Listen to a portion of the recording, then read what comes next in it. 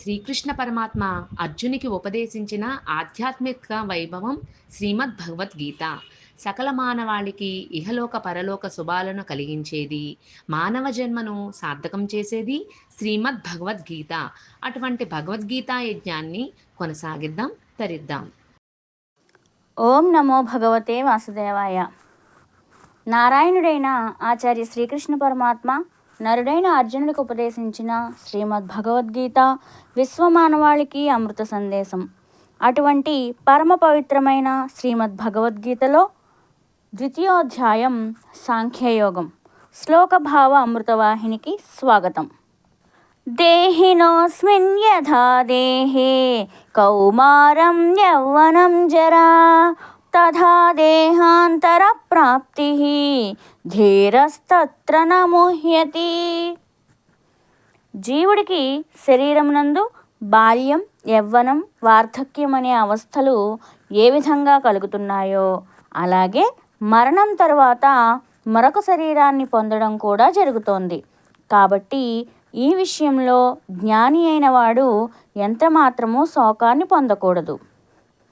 మాత్రా స్పర్శాస్తు కౌంతేయ శీతోష్ణ సుఖ దుఃఖదాః ఆగమాపాయినో నిత్యాః తాం స్థితిక్షస్వ భారత. ఓ అర్జున, ఇంద్రియాల యొక్క శబ్ద స్పర్శాది విషయ సంయోగాలు ఒకప్పుడు శీతలాన్ని, ఒకప్పుడు ఉష్ణాన్ని, ఒకప్పుడు సుఖాన్ని, మరొకప్పుడు దుఃఖాన్ని కలగచేస్తూ ఉంటాయి. అవి రాకపోకలు కలవిగా అస్థిరాలై ఉన్నాయి. కాబట్టి వాటిని ఓర్చుకో. యం హి న వ్యధయంత్యేతే పురుషం పురుషర్షభా సమదుఃఖ సుఖం ధీరం సోమృతత్వాయ కల్పతే. పురుషశ్రేష్ఠుడవైన ఓ అర్జున, ఎవరిని ఈ శబ్ద స్పర్శాదులు చెలింపచేయవో సుఖ దుఃఖాలలో సమభావం గల అట్టి ధీరుడే మోక్షానికి అర్హుడవుతాడు. నా సతో విద్యతే భావో నా భావో విద్యతే సతః ఉభయోరపి దృష్టోంతః త్వనయోస్తత్వదర్శిభిః. అసత్యములైన దేహాదులకు ఉనికి లేదు, సత్యమైనటువంటి ఆత్మకు లేమి లేదు. తత్వజ్ఞానులైన వారు ఈ రెండింటి యొక్క వాస్తవ స్వరూపాలను తెలుసుకొని ఉన్నారు. అవినాశితు తద్విద్ధి ఏన సర్వమిదం తతం వినాశమవ్యయస్యాస్య న కశ్చిత్ కర్తుమర్హతి.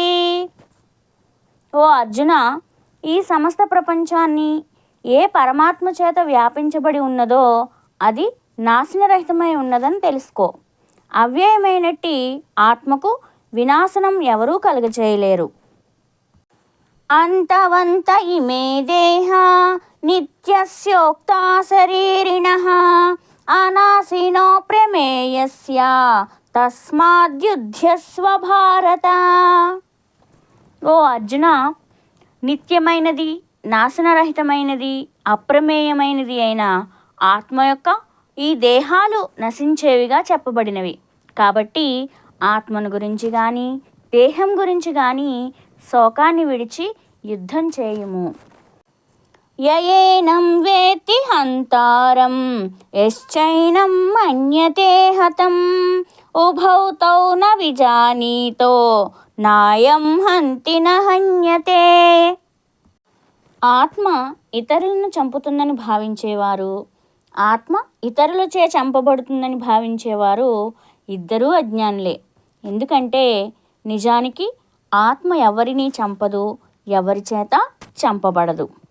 నజాయతే మ్రియతే వా కదాచిత్ నాయం భూత్వా భవితా వన భూయః అజో నిత్యః శాశ్వతోయం పురాణో న హన్యతే హన్యమానే శరీరే. ఈ ఆత్మ ఎప్పుడూ పుట్టడం లేదు, ఇదివరకు లేకుండా మరలా ఇప్పుడు కొత్తగా పుట్టేది కాదు. ఆత్మ జనన మరణాలు లేనిది, శాశ్వతమైనది, పురాతనమైనది. శరీరం చంపబడినా ఆత్మ చంపబడడం లేదు.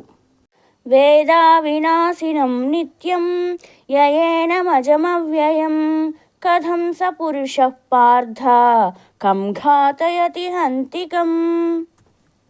ఓ అర్జున, ఈ ఆత్మను ఎవరు జనన మరణాలు లేనిదిగా, నాశనరహితమైనదిగా, నిత్యమైనదిగా తెలుసుకుంటారో అట్టివారు ఏ విధంగా ఒకరిని చంపగలరు?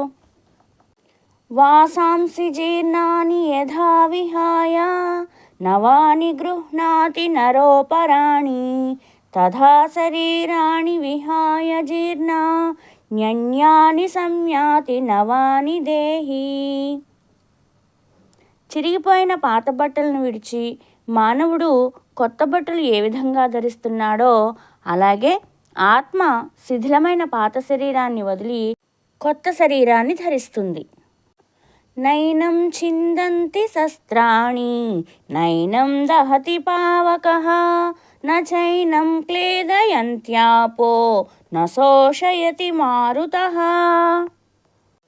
ఈ ఆత్మను ఏ ఆయుధాలు ఛేదింపజాలవు, అగ్ని దహింపజాలదు, నీరు తడపజాలదు, గాలి ఎండింపజాలదు.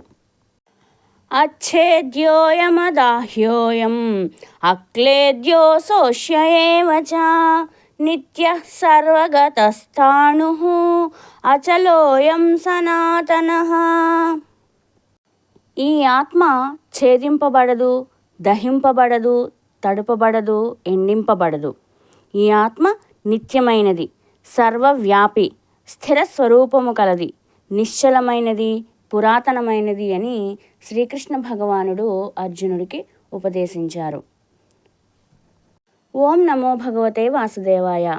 శ్రీమద్భగవద్గీత 2వ అధ్యాయం సాంఖ్యయోగం. ఈ అధ్యాయంలో మిగిలిన భాగాలను వినడానికి, శ్రీమద్భగవద్గీతలో మిగిలిన అధ్యాయాలను వినడానికి, అలాగే తెలుగు సాహిత్య ఆధ్యాత్మిక విషయాలను తెలుసుకోవడానికి ఈ ఛానల్ని సబ్స్క్రైబ్ చేసుకోండి. శ్రీకృష్ణార్పణమస్తు.